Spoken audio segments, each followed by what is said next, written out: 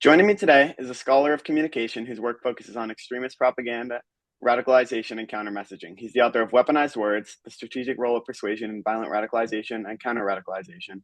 Professor Kurt Braddock, thank you for joining me. Brian, it's really good to be here. Thanks. So, to start the conversation, I want to begin with how you approach the concept itself. So, how do you define propaganda and what distinguishes it from persuasion more broadly? Well, I would call propaganda a form of persuasion. Typically, we think of propaganda as a malicious form of persuasion meant to get those seen as adversaries or those vulnerable individuals to come to a point of view that the communicator already believes. Propaganda can take a number of different forms. We usually think of propaganda in kind of the old World War II poster format, but with the advent of the internet and now with AI, propaganda could take any number of different forms. But I think the best way to talk about it in terms of persuasion is that propaganda is usually a form of ideologically based persuasion.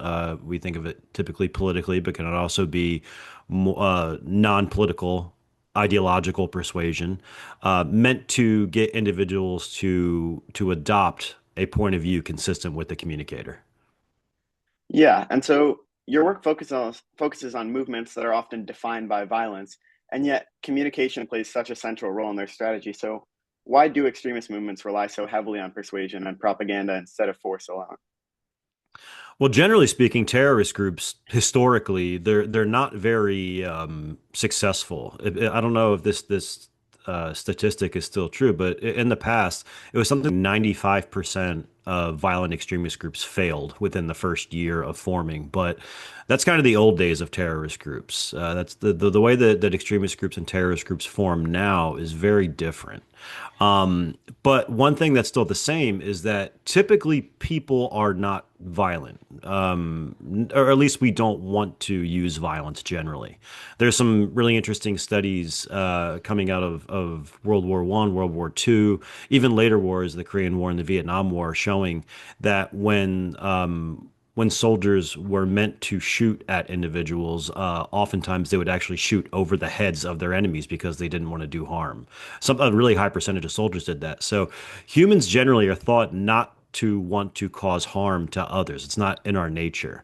However, when we're made to think that our mortal safety, our families, our friends, our way of life, when those things are under attack by some outside influence or by some outside force, we are more prone to believing that we have to be violent to defend those things, which is why extremists often they have to develop an in-group and an out-group. They need an in-group to say that this is us, we have to defend ourselves, and an out-group to say we have to defend ourselves against them.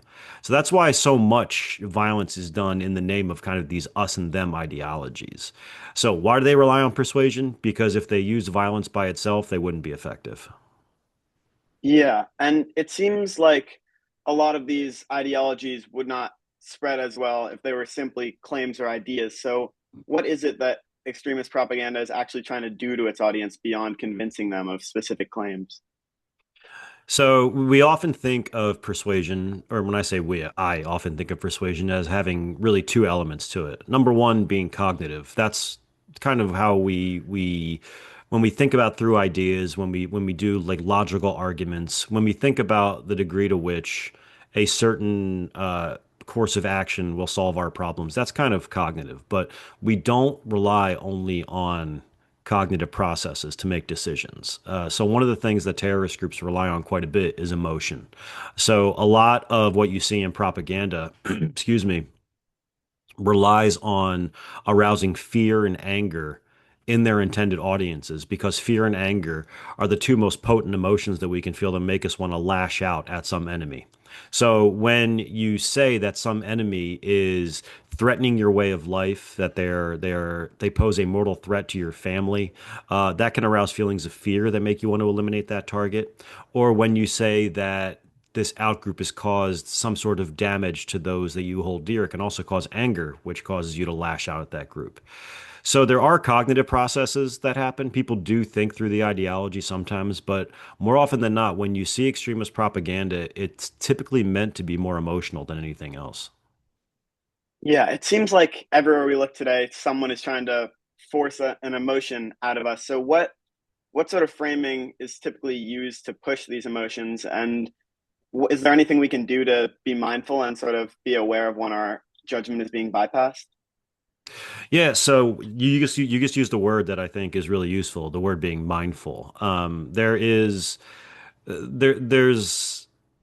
a way of recognizing that when somebody's trying to persuade us, when we know that somebody's trying to manipulate our emotions or even manipulate our cognitions, typically speaking, we don't like that one bit. We like to think that we're making our own decisions. We like to think that people can't influence us. So when we know that somebody's trying to, we often push back in the other direction. That's a phenomenon called psychological reactance.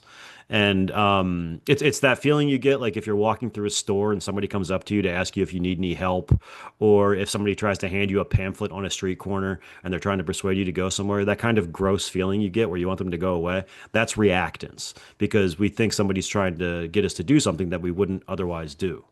Can you still hear me, Brian? Yeah. It says I was signed in on another device, but whatever. Oh, no. Okay, cool.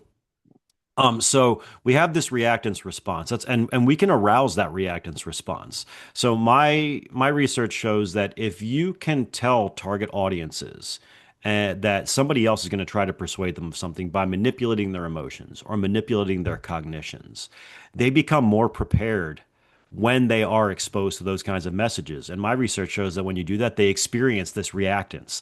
They feel that gross feeling when they're exposed to propaganda and they push back against it.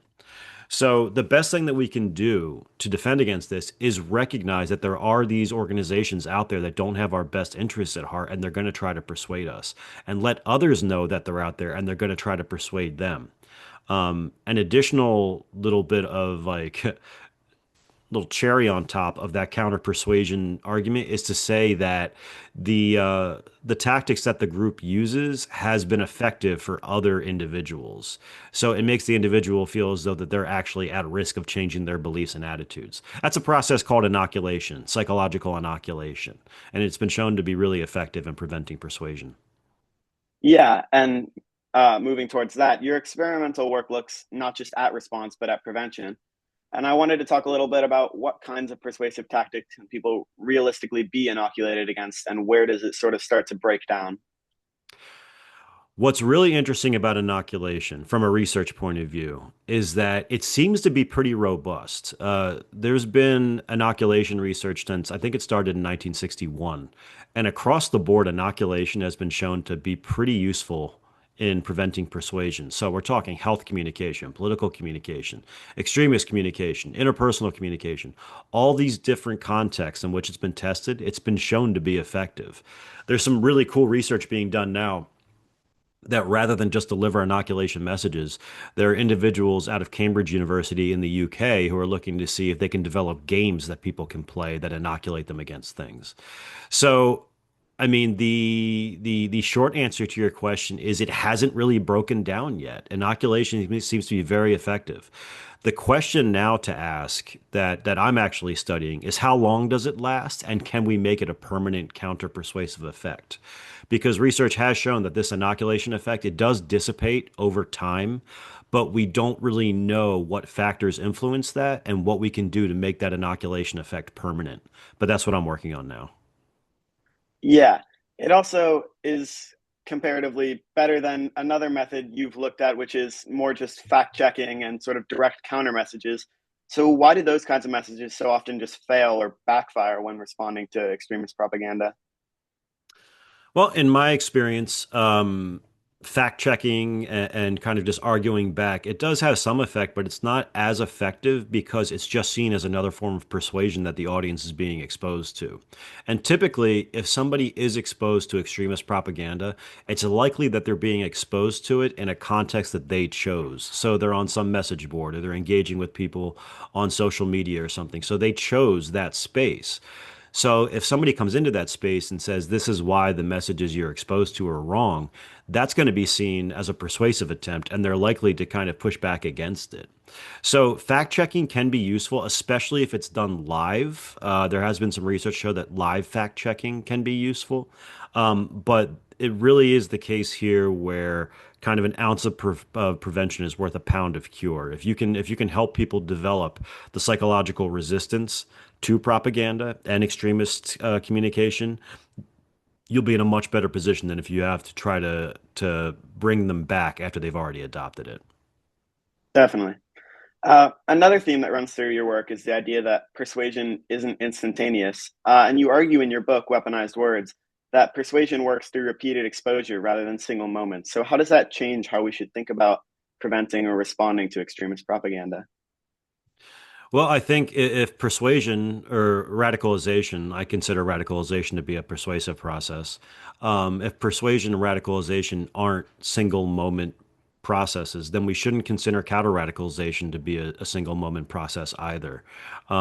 We should recognize that audiences, wherever they are in a radicalization process or counter radicalization process, they don't exist in a vacuum, and that there are going to be any number of factors that are going to affect the way that they perceive and react to messages, whether from the extremist group or those trying to undermine the group, at a given time. So we need to do a very, very good job of recognizing the audiences that we're trying to engage with.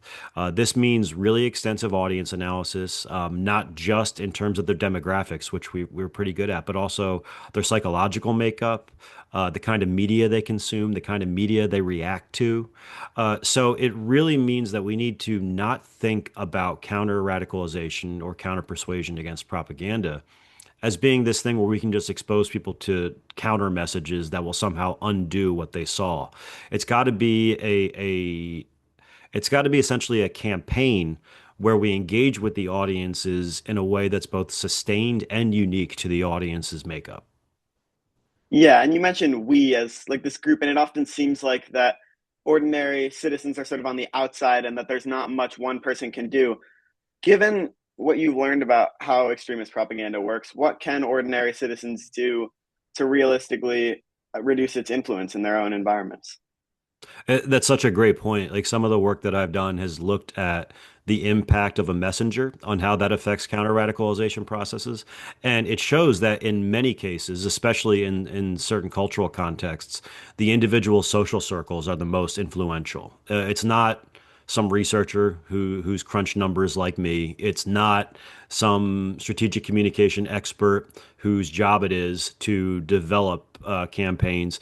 It's often the individual's family, the individual's friends, the ones they value that are most effective counter messaging sources. So the thing that individuals can do is really keep an eye out for somebody going down one of these ideological rabbit holes, whether it's conspiracy theories or far right extremism, whatever it is, and engage with those people and their ideas and not be afraid to have the conversations about what it is they're coming to believe. Um, because these individuals, like I said, they don't exist in a vacuum. They have these relationships with people who they value, who they love, and those are the individuals who they're going to listen to more than others. Yeah, and it seems like we live in more of a world where that kind of argument is a little bit stigmatized and people don't want to have that confrontation. So, what can we do as a society to kind of encourage that sort of healthy political discussion? Well, it starts with recognizing the quote other side as being human. In the United States, especially, political polarization is at, I wouldn't say an all-time high, but at a very, very it's pretty close to an all-time high in the United States between left and right. And you can't just say, okay, you guys should talk. Just go ahead and talk. So that's not going to work either. To me, the basis for any finding any kind of compromise between two sides to engage in these discussions of ideas and to pull people back from extremism is to find a point of common ground. There are actually there's strategies in debate, like actual formal debate that you can use to start these conversations, and one of those being, before you start a conversation with somebody, find a point that you both agree on. Find some kind of ground that you can both stand on and agree from. That can be increasingly difficult in a world where disinformation is so prominent. When individuals don't believe kind of the basic facts of reality, it can be very, very difficult. But if you can find one point that you both believe to be true, you can work from there. Weirdly, the one of the contexts in which I think I'm starting to see like crossover that people agree with is the release of the Epstein files. People on the left and the right, um, and the extreme left and the extreme right seem to agree that the government hasn't done a good job of releasing the Epstein files. So that could be one example of a point of common ground and common reality from which these discussions can be had, and people are more likely to listen to each other. It kind of sucks that it comes to something that extreme, but if that's what it takes to start those conversations, then I would advocate people to begin those conversations with that kind of common ground. Yeah. You mentioned the idea of political polarization being at sort of an all-time high.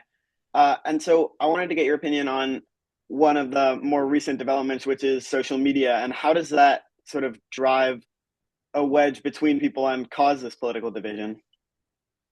Well, I've talked about this quite a bit. The social media is, I don't want to say the only thing driving polarization and animosity to the other side, but it's the thing doing it because of the way that it's structured. So social media all social media is driven by engagement. The financial incentives for the platforms are based around having people engage with content, to click links, those sorts of things.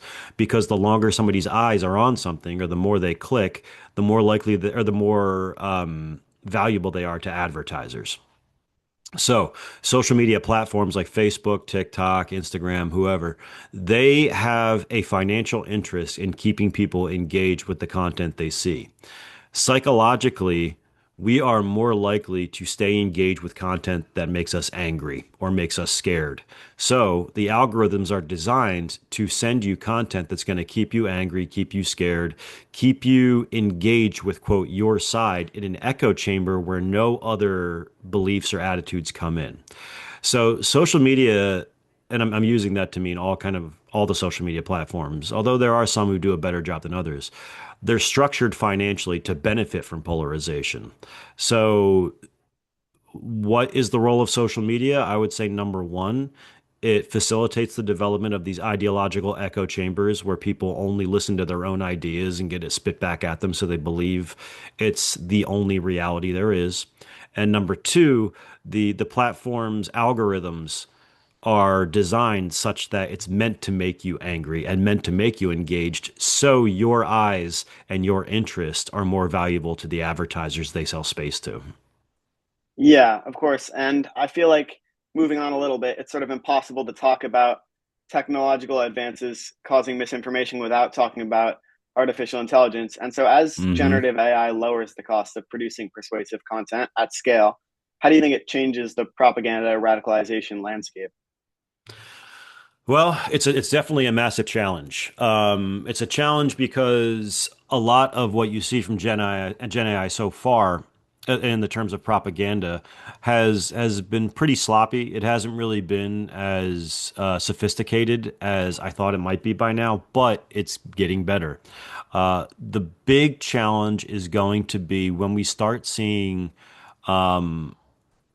foreign adversaries, especially, and by foreign adversaries, I mean Russia, China, Iran, North Korea, developing messages with generative AI that mimic things like war crimes committed by the United States, that mimic things like American citizens or American politicians saying things they didn't say. Because extremism and violence is driven, like I said, by anger. So if you can arouse that anger against your adversary using generative I mean, that's going to be the gold standard for propaganda. The challenge comes in is how do we train people to recognize when they're looking at AI versus when they're looking at something else? And we're very much behind in that. There's going to need to be a massive upgrade in the way that we do media literacy given generative AI. And at this point, I don't know what we do to help do that. I think this is probably going to come from the engineers, the computer scientists, the data scientists who recognize the capacities of generative AI and help educate communities about the sorts of things that it can do and ways to check it when they come across the content that might be questionable. Something that does give me hope, though, is that every time now you see a video that looks like it is a bit outlandish or incredible, in the comments immediately is this AI? So people's ears are up about it. Like they recognize that they're at risk of persuasion by it. And something else that gives me hope is something interestingly that came out of the Super Bowl. There were a lot of AI commercials during the Super Bowl, and people got pissed off. Like people do not want this stuff. So even though the supply side is going to keep driving Gen AI, the demand side isn't really there in terms of the kind of content to be produced. So there is some hope. There is some hope, and I hope that those things take hold. Yeah, and as a collective, people seem to be against this AI and when they can tell they're being manipulated. But as you mentioned, it is improving rapidly and sort of I can only imagine that at some point it'll get to a point where it's very difficult to recognize whether what we're looking at is a fact or an AI generated image. And so I was wondering what you think the political landscape will look like when we can no longer really have a discourse based purely off of fact just because we can't exactly tell what is or isn't fact. So if we go down that path and we get to the point where, let's say theoretically, that propaganda is completely like fake propaganda, whether it be Gen AI or just regular messaging from a foreign adversary or from an extremist group, isn't distinguishable from reality, and there's no means of countering that, then not to be fatalist, but I mean, at that point, we're screwed. At that point, we're up the creek without a paddle, because then we can't develop an idea about reality that we can that we can base our discussions around. Um, that's why I think very much like inoculation, it's important now to start educating people about generative AI, what it can do, and keep people's ears up and their defenses up about what it is. Because if you can do that now, it's going to be annoying because people generally they don't want to have to fact check everything. But if people are always skeptical of what they're encountering, especially if they recognize that what they're encountering is affecting the way they believe about other people, they're more inclined to do their own fact checking and to triangulate, meaning identify other sources to verify what it is they see. So that's got to be the goal. The goal's got to be to make people motivated to recognize when they are at risk for being persuaded and motivated to check that the material that they're consuming, which does affect their beliefs and attitudes, whether or not it's real. Yeah. So back to the present to close, I want to bring it back to a little more everyday experience and an individual experience. So if you had to give one piece of advice to people trying to navigate a world that's just filled with propaganda, what would it be? One piece of advice. I guess the common thread that goes through what we've been discussing is to recognize that you are not completely impervious to persuasion.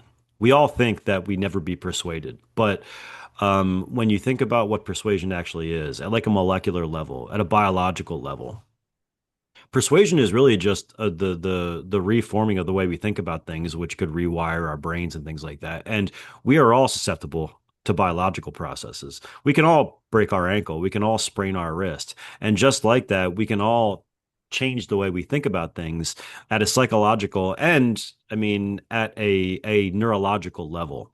So it's not a point to be ashamed because you can be persuaded and taken in by propaganda. It happens all the time.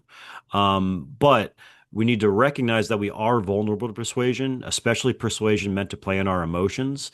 And recognizing that is the first step in being able to really think for yourself and really identify when somebody is trying to take you down a path that you don't want to go down. Great. Thank you so much. Thank you, Brian.